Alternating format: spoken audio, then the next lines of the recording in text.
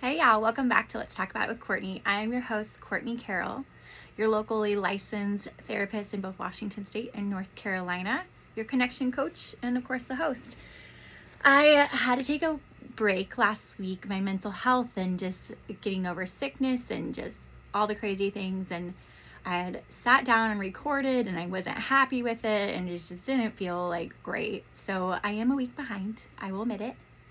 I do appreciate those that reached out to me and checked on me, so thank you for that. I am having a lot of fun doing this podcast.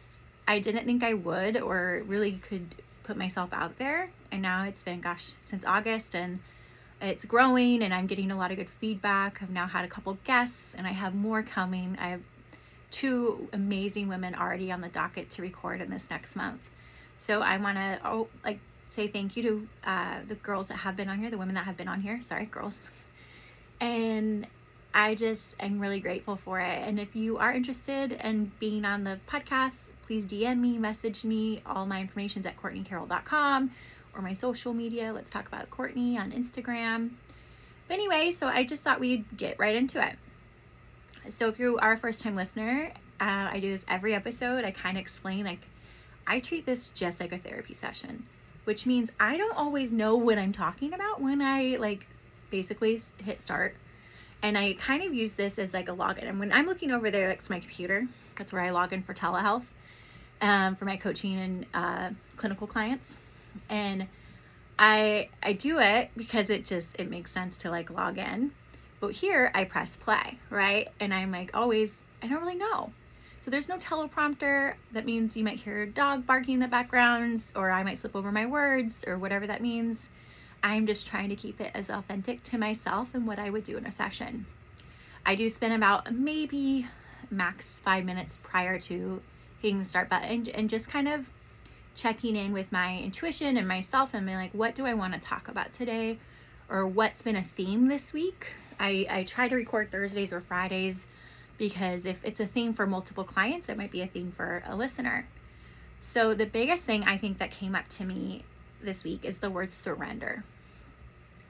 There's that beautiful serenity prayer out there, basically asking God or the universe or whatever you believe in, to relinquish control to them and only accept what you can actually control. There's the whole prayer. Again, I don't have it in front of me. Told you, unprompted. And the word surrender is big word for me personally in the last couple weeks. I've been sick, things with my house and my business and even my personal life and relationships. And it just feels like I, lack control, of course. And who doesn't like to have control of their lives? And I'm a big planner. It's actually something that really calms my nervous system, is to have a plan, a date. And what the biggest thing I can think of right now is I have a daughter. If you're not aware, her name's Hazel. She just turned 5 this week. I can't believe that happened. I can't believe I have a 5-year-old. And if you're a parent, you know this. It's by April, you have to have a game plan for summer. You have to know what camps you're in. This is the first time Hazel's not going into immediate turnaround program where she's been in daycare facilities that immediately turned into summer care. So now I know I have to plan, I have to reach out, I have to coordinate, and I share custody with my daughter with her dad and all the things. But I'm giving you an idea is you can plan all you want. And that's just one example.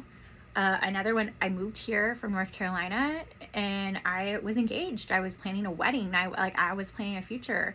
I bought a house with someone and it came to a wrapping stop within a couple weeks of being here.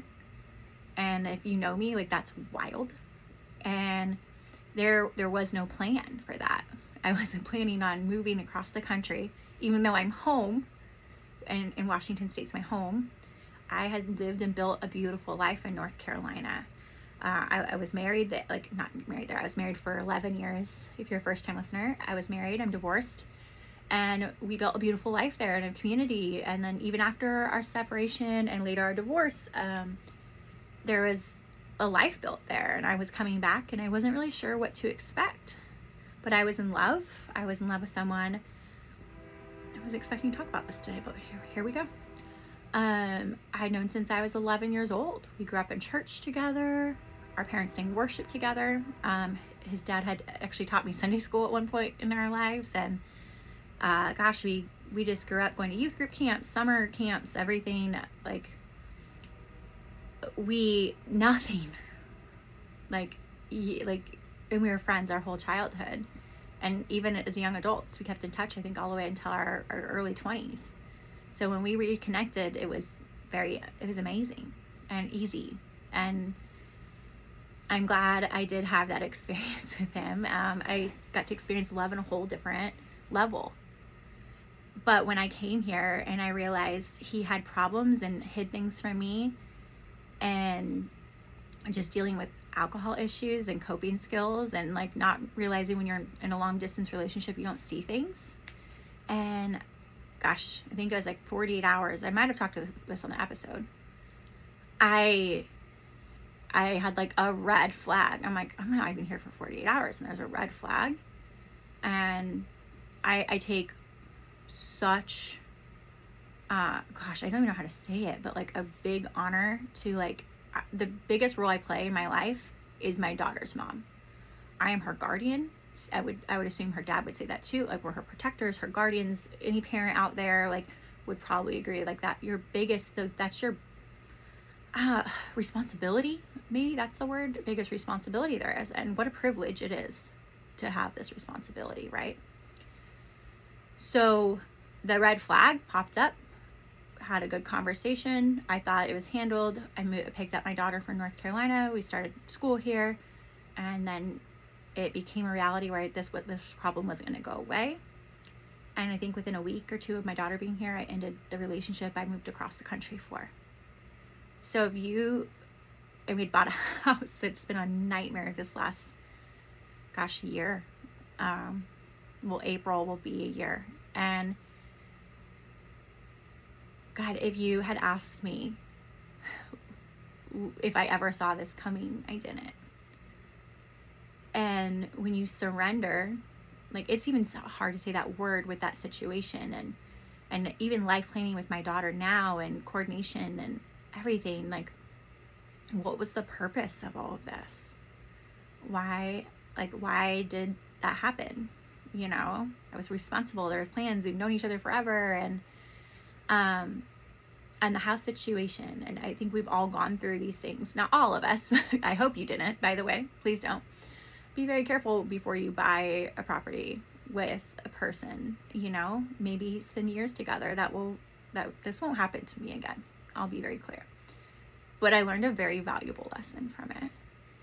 And what I want to talk about surrendering, ideally, as I've said, I like to plan, I like to coordinate, I like to know what's happening to the best I can.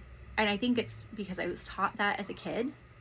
I think it's when you're a parent, like I said about summer camp, like, you're just known to do that. My daughter starts kindergarten next year. I have to know what school she's going to. I have to do all these things and coordination. And when you fall in love, or you get married, or you start a life with someone, you don't see it ending necessarily, right? At least I didn't. I've never been in a long-term relationship where I'm like, oh, can't wait till this ends, right? And sometimes I've been pretty obsessed with the idea of, like, why do I deserve this? What did I do to deserve this? What did I deserve to go through hell with two men I loved very much, to this, to starting over, to rebuilding, to reestablishing, and kind of figuring that out for myself, as I'm a therapist, counselor, and friend, daughter, co-parent, mother to my baby. If you hear the barking, dog mom. And, like, I tend to think I'm a very good person. I'm very genuine, and it's why I do what I do. I do this podcast for free because I believe the content will help other people. I know I'm not the only one that has gone through divorce, has had to navigate those challenging waters to finding love again and having it fall apart. I actually noticed this last year, several people in my social media that I've known for decades have been going through something similar. And all of a sudden, pictures are down off their social media. All of a sudden, there's no ring in the picture if you got engaged, or whatever else, and it just kind of disappears from social media. I did it. I know. I deleted everything. Especially like my Instagram is cleared because, like, one, I respect the privacy of who I've been with, especially my daughter's dad and my ex-fiance. Like, their pictures aren't going to ever be on my social media. And my Facebook is very private. So it until I do, and I will ensure like everyone's protected in that as well. But I can only imagine what people thought. Like, some people had reached out like, when's your wedding? I'm like, oh yeah, we broke up. Because I'm not going to do a post about it. I'm not going to, at least with my fiance. But going back to like surrendering, like, I try to make everything make sense. I've spent so many therapy sessions on attempting to forgive myself for like not seeing things coming, right? To give multiple chances. And I learned that with my ex-husband, is not to give multiple chances. We had a very beautiful relationship for a lot of years, and a challenging relationship too. We had to grow up with each other. And I can only speak to my perspective. I could never speak for him or his experience, but I had to grow up with him, and I'm sure he'd feel the same way about me. And same with a lot of my friends. My best friend and her husband have been together since they were 13. And they have a beautiful relationship, 3 gorgeous children. I'm actually seeing her tonight. And they have built a life, but they've grown up to, like, they've changed and evolved. And, you know, what I would tell my younger version of myself, maybe my 25-year-old self, is like, love's not supposed to be this hard. And you shouldn't give out multiple chances to people. But I don't have regret in staying in a marriage where, one, I eventually had our beautiful daughter. No regrets there. I wouldn't have had Hazel without that relationship. And the hardest part about switching to my last relationship with my ex-fiance, the hardest part with that one was, I felt like I should have known better. To like, did I fuck up? Did I miss, I can't believe I moved my daughter from her support system. Even though my parents are here, I have my sisters and my brothers. I have people that love us very much. I have 2 of my best friends here. There's so much in Washington. And I was talking to a mentor of mine after everything happened. I'm breaking up. I broke up with my fiance. He moved out. There's been conflict over the house and everything. And now we're pushing forward, and I'll be moving again in a few months. In the next 6 months or whatever. I don't know how it works. My lawyer's in charge of that. to be determined, right? I first immediately wanted to go back to North Carolina. I've shared that. And because of certain circumstances, I think I've spoke to this. Like, I can't right now, maybe later down the road. But I remember her name's Jen. She's amazing. Jen Stumpf. If you ever need an advisor, medium, psychic, healer, she's magic. She's a mentor of mine, and I love her. And she has said, I remember one time she was saying that sometimes God uses people as vehicles. And I laugh now because I literally had my ex-fiance drive me across the country. And I can't tell you exactly why I needed to come home. Because if you're asking me right now, like, I'm still waiting to be cleared. My dad did have a health concern. My dad had some heart issues right when I got here. So that was kind of reassurance that I should be near my parents. And, you know, a year or so ago, I lost my grandfather, and, you know, time's precious. So I'm really, instead of focusing on like, how could I have done this to myself? And I could tear myself apart. I literally was in therapy yesterday for over an hour. I have an incredible therapist on trying to really decipher what I do and how I do things, and the intention, and what's really important and not important. And to really, I can only grow. I don't ever want to go back to who I was. I can only grow and do better. You know better, do better kind of thing, right? And instead of focusing on maybe reacting wrong to a situation, or to punish myself because like I don't know how, like, what life will look like. I literally this morning I had drove over to Ruston Way, and I spent, it's pouring rain in Washington. You're gonna be like, anyone that's watching this, like, did you go to Ruston Way? I did. I went to Ruston Way, and I dropped off my daughter. I packed a tumbler of coffee, and I went to Ruston Way. I grabbed my umbrella. I walked down Ruston Way. I went on a walk, and then I sat down by the water, and I just sat there and like processed everything. And what I love about the ocean is it's such a, I love every body of water, but ocean specifically, Ruston Way, like, oh gosh, it's one, beautiful. Even on a misty gray day, it's beautiful. And as I was walking towards the water, I was just, it really put life into perspective. I am like a pebble to the world. And what I'm going through has to have meaning. And when you look at, gosh, Mother Nature, forests, like bodies of water, I have a lot of friends that like to go on hikes or mountains, peaks. And what I love about specifically the water, and I'm sure I'd feel like this on top of a mountain, right? I don't know. I'll have to try. I've only gone a couple hikes up to like where I've seen that high up, but maybe I will be a mountain climber one day. But it reminds me that this is just a small piece of the puzzle. There's so much more. The world is bigger than my problems, bigger than my struggles, and to just give it away. It's okay right now that I don't have the biggest plan. The only thing I need to do is like plan out a couple weeks or less, or a day, you know? And I know right now you're listening to me like, who is this girl? What do you mean you can't plan your life?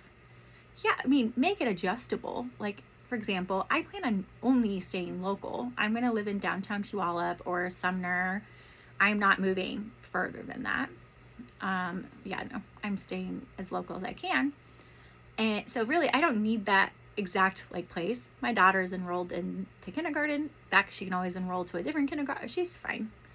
And I have an idea of what our summer looks like, and I'll have a clearer picture this next week. But the fact is that it's not planned. That's okay. And I tend to like, anxiety can be provoked and have that like take over. What do you mean you don't have a plan? You should have a plan. No, you should not always have a plan. Sometimes you can surrender to the wave of life. What I do believe in everything in my being is there's purpose to everything. And I don't know if you believe in that, but I do, like, I strongly do. I don't know why, like, I don't know why I had to go through what I did. Actually, I do. I'll backtrack a little bit. I don't know my current situation, but I know why I went through what I did in my childhood. If I hadn't had a drug addict mother and had a way of really going through really hard things young and navigating a blended family, becoming one of 6, and having just an outpour of not the best things that has happened over my young life, I wouldn't have wanted to be a healer. And when I say healer, I also mean therapist. I originally wanted to work with kids, and when I met my ex-husband and fell in love, and when we started going to couples therapy and having challenges and dealt with some infidelity, we did the work, or some of the work, and I wanted to be a couples therapist. I wanted to, especially in the military communities, I wanted to be a person that could say, I do know what your life is like, because I do it. I'm in it. I'm a military spouse, or was, and I actually do understand deployments quite well. I did a ton back in the day, and I do know what it's like to co-parent with an ex that's in the military. I know, like, so I tend to think everything led me to become a better therapist and a better voice in the community, a voice to the world, to remind you that you will always make it through. There's one thing I can always assure any client, any person I know, especially myself: I have survived every bad day of my life. I'm alive and recording in my home office talking to you right now. I have survived every bad day. Every bad day. Isn't that crazy? You have survived every bad day behind you. What makes you think you won't survive this one? I don't have a plan, but guess what? That's okay. I have to trust God and the universe and my I know what I'm doing in life, and I will make good choices. I had to get engaged, move across the country. So maybe I can talk to people that have to leave their relationship after their divorce, because people don't talk about that one. I had a girl that posted something not shortly after that. I'm like, not lying. I'm getting the dates wrong, but I was a couple months ago, and I had no idea how awful her first boyfriend partner was after her divorce. And I remember her posting something and saying, I never thought I could get hurt like this again. I thought like my divorce was brutal. This was hard. And I reached out to her. She actually reached out to me. So it's great about when you put content out there, people know to reach out to you. I'm constantly reached out to, and I hope if you ever want to reach out to me, please, I will always respond. I have a 5-year-old, so it might take me some time, but I will always respond. And you can always ask questions. I think I'm going to do a Q&A podcast episode soon. So you can always send in questions that you may have or DM me. I would love to know that, and I'll make a post about it probably this weekend of any questions that you may have for me, and I can answer to the best of my knowledge. But because I shared my story, she had messaged me to share her story more and asked me how I survived this breakup. And I literally told her day by day. We bought a house. I have a lawyer. I tried working it through with him. It did not go well. What I learned about my divorce is this is not my specialty. I'm going to hire now a real estate attorney.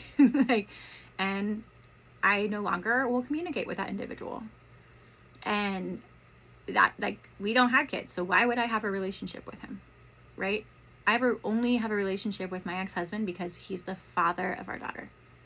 And I assure you, he wouldn't talk to me.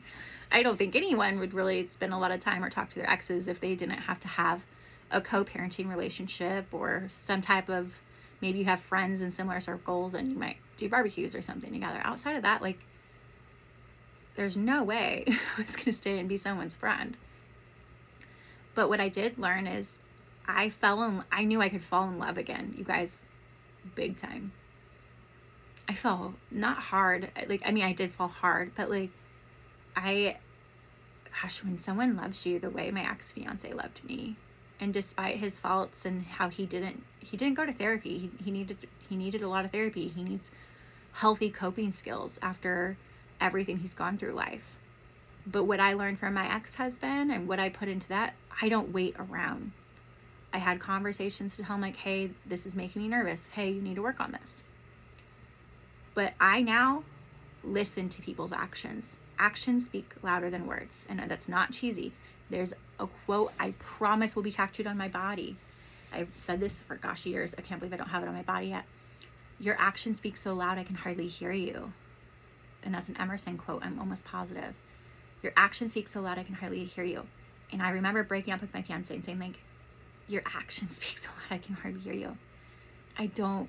Words are nothing to me. Actions are everything. And I'm not going to wait around to hope that you change. I don't do that anymore. And I have a daughter that I will protect. I am like a mama lioness. Any type of negative coping skill, I will not tolerate. Anything that could potentially be a bad example for my daughter, not going to happen. It costs me someone I love, but I would do that and I remember saying this, if I can leave my ex-husband, I can leave you. And he's like, you said that so easily. And I'm like, I mean it. My ex-husband wasn't no one to me. He was the love of my life. He's the father of my our beautiful daughter. Sorry. If I can leave him, I can leave you. And I reminded myself how strong I am. Because I don't do that anymore. I don't a yellow flags exist to have conversations, and either will turn into a green. I kind of think of the red. Why can't I think of this? yellow or green, yellow, red. A yellow can always turn green if you can have a conversation about it and if there's actions to be changed. I given the opportunity, think twice, and I was like, I don't do that. I don't wait around. I don't. And maybe the universe needed me to be reminded and have one more lesson that I don't mess with addiction and I don't mess with people that aren't who they say they are. And if you are unhealed, I have no interest. If you are not willing to have adult conversations, I have no interest. My biggest job is to be the mom to my daughter. That is like it. Yes, I love being a therapist. I'm actually enjoying being this podcast hoster. Hoster. That's such a weird word. I love coaching. But my number one thing is to be the best mom possible. And the best thing I could do is honor my biological mom's memory. What I did learn from her, and like you said, like there has to be purpose, right? My mom battled an addiction that was so strong that she prioritized herself before me. And she died and we didn't have a relationship, you know? And what I take to heart is not many people look like me. I say this, I have curly hair, I have freckles, I have blue eyes.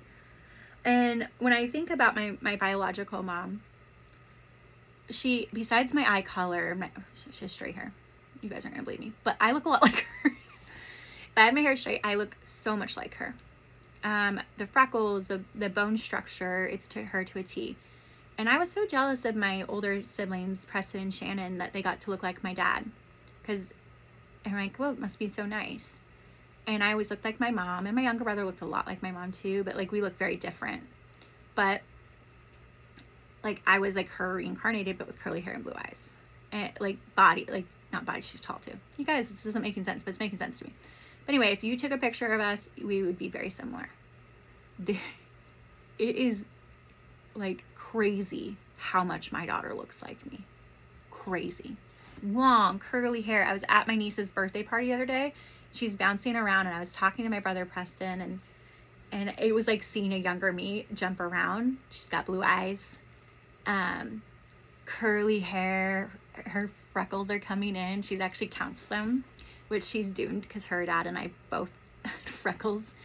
I mean, not doomed in a bad way. I love freckles, but like she's me. Like, and I, instead of thinking like, oh, I look like my mom and my daughter looks like me, I think of what an honor I get to do things differently than what my mom did.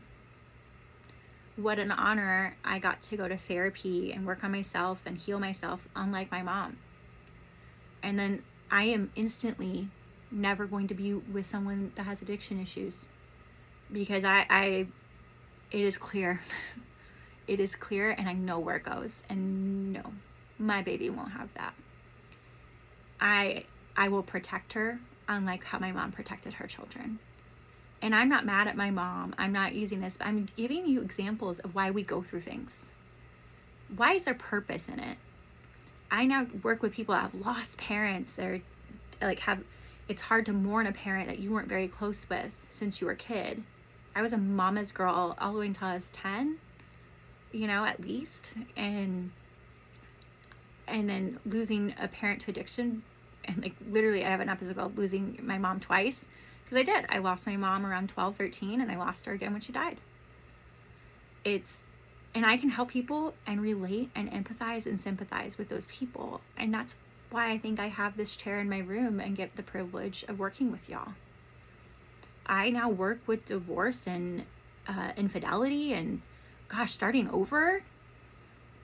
And I wouldn't be able to do that without the experience. I'm looking over there and I have 2 degrees hanging up. I have 3 degrees. I have an associate's degree, a bachelor's degree, and a master's degree. My associate's is just a general studies, and honestly, I don't even know where it's at. It's somewhere in this white filing cabinet. But of course, well, not of course, I hung up my 2 degrees. I have a bachelor's of arts in applied psychology and a master's degree in counseling with marriage, couples, and family counseling. Like that's my focus of it. And I mean, I worked my ass off to hang these degrees in my office. And this is not talking shit about my master's program whatsoever. That master's program changed my life. changed my life. I could cry about it. Like I'm so grateful for it.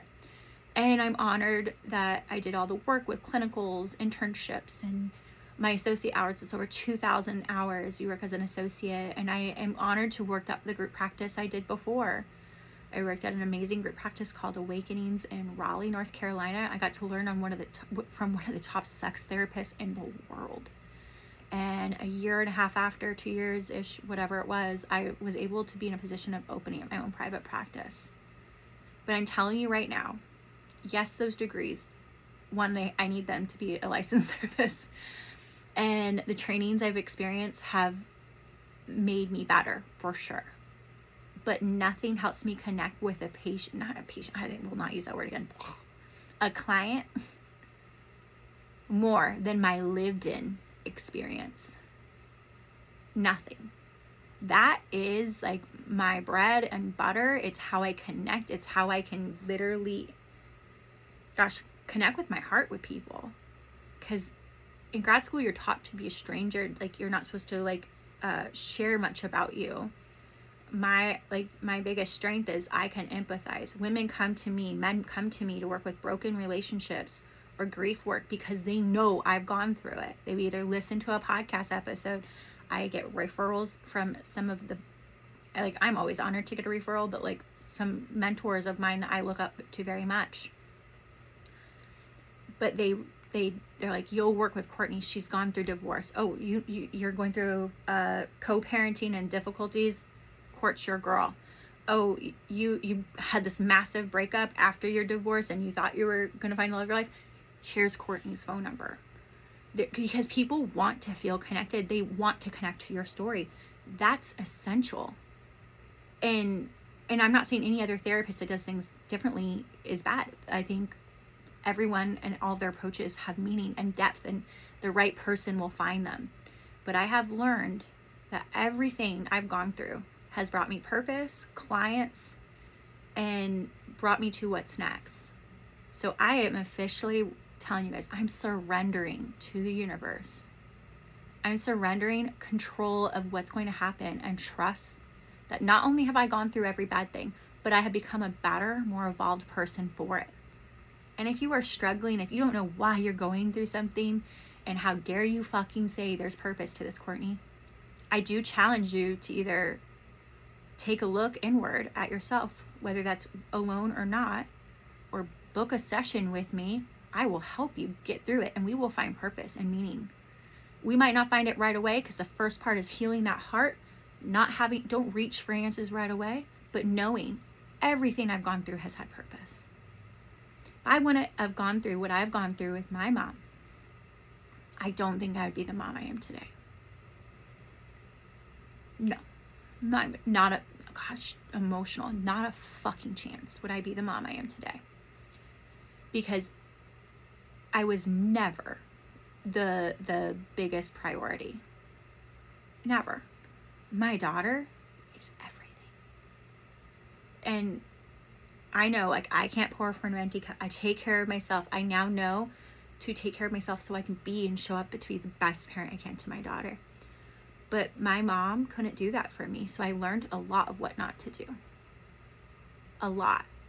And if I hadn't gone through the early years of marriage issues with my ex-husband, I would have not been fucking determined to get good at couples counseling, to fight to get into grad school where I shouldn't have had a chair there.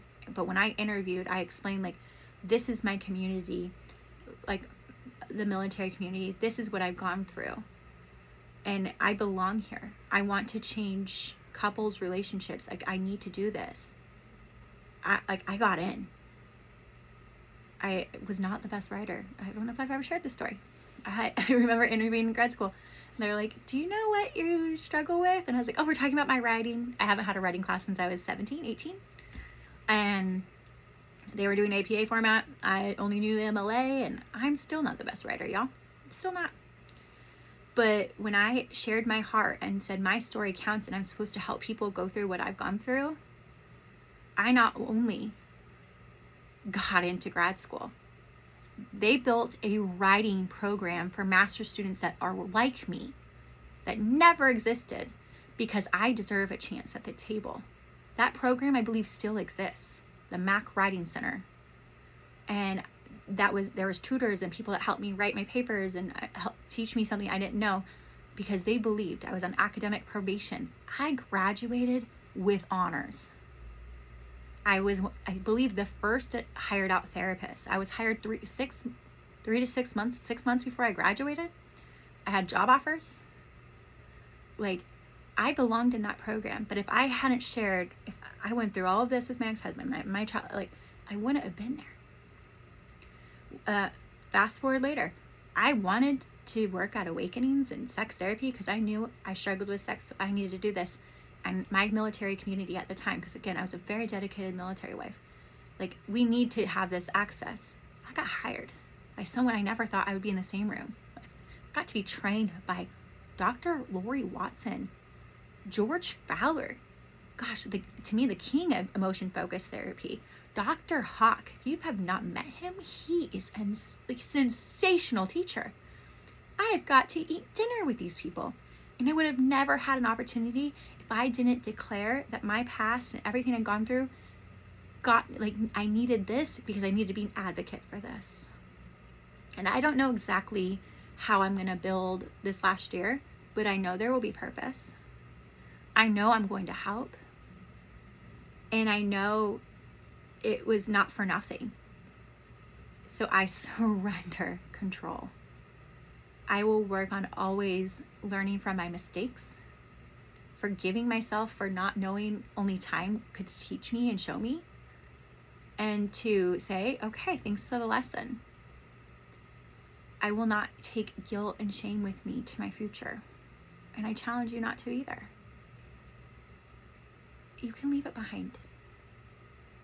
Take off that weighted vest, that big backpack, just and visualize it and throw it off. You don't need it anymore. Everything will come to surface, fruition, and whatever it is, and there's meaning to it. So I want to thank you for sharing your, gosh, we're at 37 minutes. I meant to get 30, but oh well. I challenge you to surrender and knowing that you'll figure it out. You have survived every bad day. Let's work on healing your heart, your energy, and work on that first, and then we will find purpose. Thank you for staying tuned. Again, shoot me any questions that you would like to. If you'd like to be a guest, please holler at me. And until next time, guys, have a wonderful Friday and weekend.